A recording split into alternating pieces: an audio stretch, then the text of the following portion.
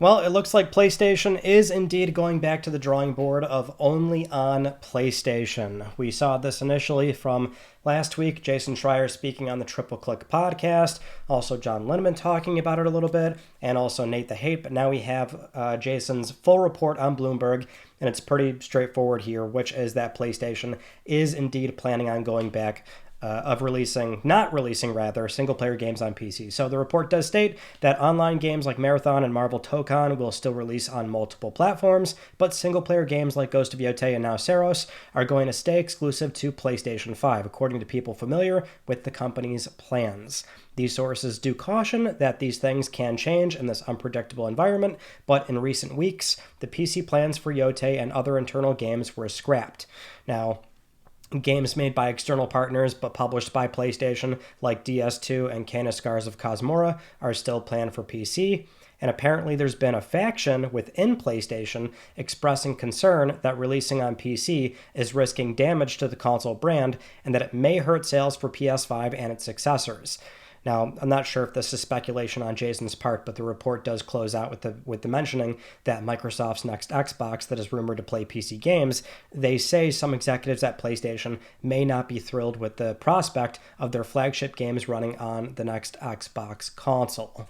So pretty cut and dry. It looks like we do have our not full confirmation per se, because these things it's still a report, obviously, so it's a rumor, but with Jason Schreier being well sourced, and we keep hearing this from other places as well, it seems apparent that Sony is indeed walking back on the PC strategy, and we might be walking into a future of PlayStation where it's that messaging prior only on PlayStation with single-player games. Because I think that should go without saying that, yeah, your stuff like Marathon, Tokon are still going to launch on multiple platforms, but even future multiplayer or live service games that PlayStation may have in the pipeline, certainly those will still be multi-platform as well, since there's a lot of financial upside.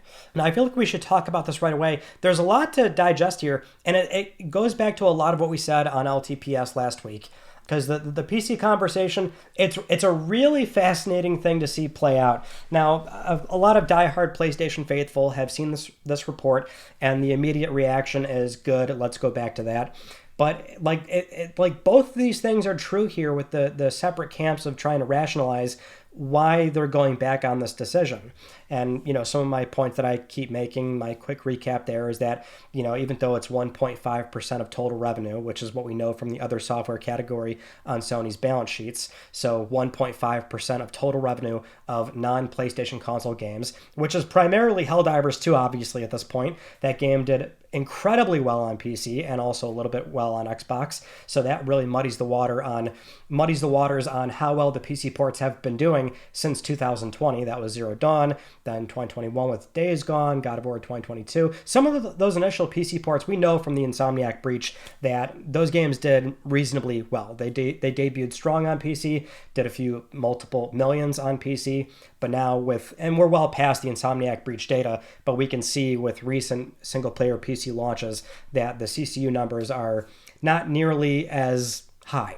So it's not the best indicator, but it shows a very obvious downward trend that those games aren't selling nearly as well, possibly not even breaking 1 million in some cases. Now, the porting costs are incredibly minor. The games make money, and so the point I always make is that as minor as it might appear, and certainly for that 1.5% of PlayStation's total revenue, it's still an individual P&L statement for all those games, right? So for all those individual studios, that extra 5-10% might really go a long way for the individual games, because that's what that percentage might represent for those games by the time you factor in on a studio by studio basis.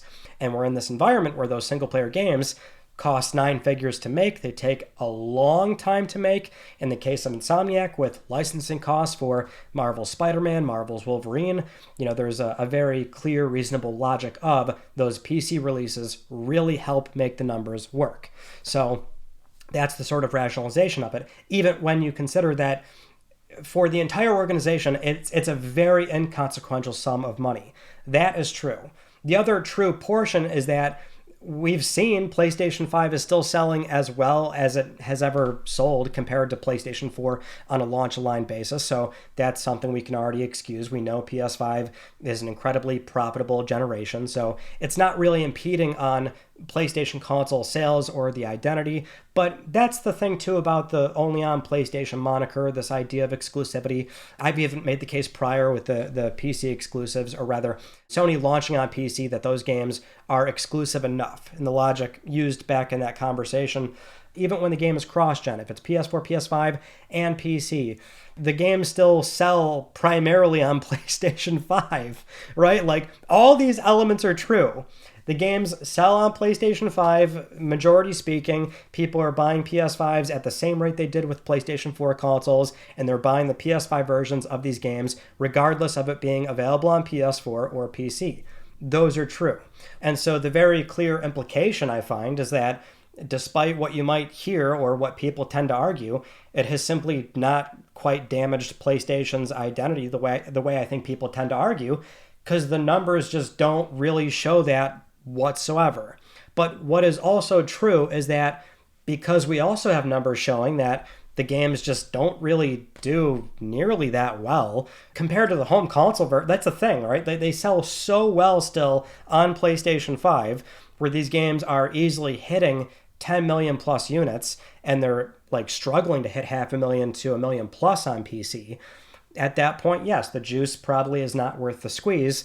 And so that element is also true. Sony, I mean, the thing is, and this should have been said, but it's like, yeah, Sony could have stopped the PC games probably a while ago, and not much would have really changed. But like, that's where I'm wondering where we go now, right? Because it seems like a very deliberate change that we're hearing is that, okay, they're now going to stick to single player games only being on PlayStation 5. Not to say what's the end game here, but there is still like a lot of like unknowns. For example, they were licensing things to Bandai Namco, and those games were allowed to go to Switch and PC, right? We're talking about your Freedom Wars, everybody's Hot Shots Golf, Patapon 1 and 2. They did something very interesting lately for a PlayStation Studios game, which is outsource and contract out a smaller studio to take on God of War Sons of Sparta. And that's a very unique, different kind of 2D pixel art Metroidvania game. It's a genre Sony historically doesn't really do. And so it's like, it's neat to see that. And it harkens back to a PlayStation where they're funding and bringing up some games that they typically wouldn't do. But that's the other weird scenario, is that I find that throughout the PlayStation 5 cycle, Sony's aware of how long it takes for games to make. That's why they've been cherry-picking deals left and right. They've been scouting out studios like crazy. They've been doing the China Hero, India Hero, Mini Hero Project programs. So they're acutely aware, and we see how they go and fish out other studios to fill in the portfolio. And that's why you tend to see a lot of the PlayStation 5 release cadence might not have this only on PS5 identity, but it does have a lot of games that strictly debut PlayStation 5 and PC. And I would think that that strategy is not changing anytime soon, because they still have to have that release cadence that has a bunch of PS5 console exclusives.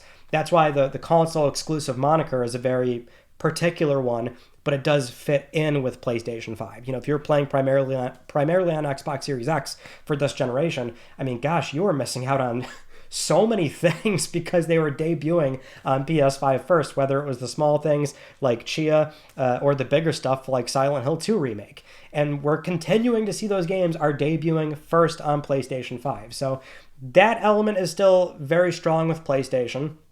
But then it's like, what are they doing with the treasure trove of IP that they still have? You know, this was clearly, I assume, a test bed with Bandai Namco for the handful of older properties that they have, and letting them be licensed out and go to Switch and PC. But with Sons of Sparta, for example, we've heard rumors that they were considering that game going to Switch. Is that another angle where it's like, yeah, that game's not going to Switch? Now, what is the qualitative analysis? How much value is PlayStation putting in making sure these games stay only on PlayStation? Because if this is their strategy, I wonder, like, would they delist the existing games on PC? Like, you know, kind of full send it. Because there is a sort of qualitative approach here in that, sure, the numbers don't imply it's harming PS5 console sales, but something as... It may seem inconsequential, but it does matter in that when you go to social media posts for anything that PlayStation does on Twitter or Facebook, you know, there's a narrative in those comment sections. And when something like Blue Point happens, I mean, it's a very real harming thing. And so long term, like, how do they quantify how much that means? And so when it comes to PC releases, for example, when they do social media posts for PC versions, same thing, right? Like, it's very hard to like weight that. Like, how do you quantify like the value there of the narrative that you're fostering within your wider gaming community, even though the numbers are telling you that you're still making plenty of money just fine.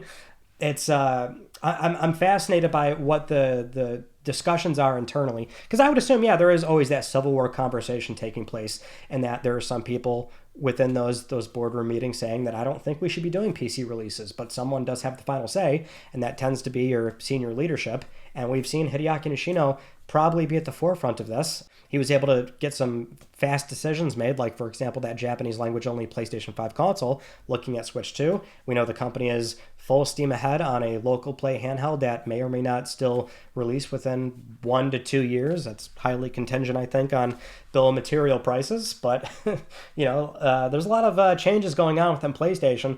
And I think for a lot of diehard fans, this appears to be for the better. I'm so curious how it ties into the, like, how much value are they really placing on this, with, maybe returning to only on PlayStation, and these games are now, you got to buy a PlayStation 5 or 6 or 7 to start playing these games. Especially because in today's environment, it's very hard to pull people away from pretty much anything else, right? Like, PlayStation's competition is PC. It is Switch 2. It's TikTok. It's Netflix. Like, it's exclusivity is important. I've always found that is important. That's why it's a matter of how you go about doing it, right? So the sort of console exclusivity has always made sense, even if these games debut or show up on PC at a later date. But now going all in with exclusivity, you're asking a lot for people in this content-rich environment to come to your platform, because now you cannot get those games on PC. Thank you so much for joining me in this conversation, and I will see you all in my next video. You take it easy.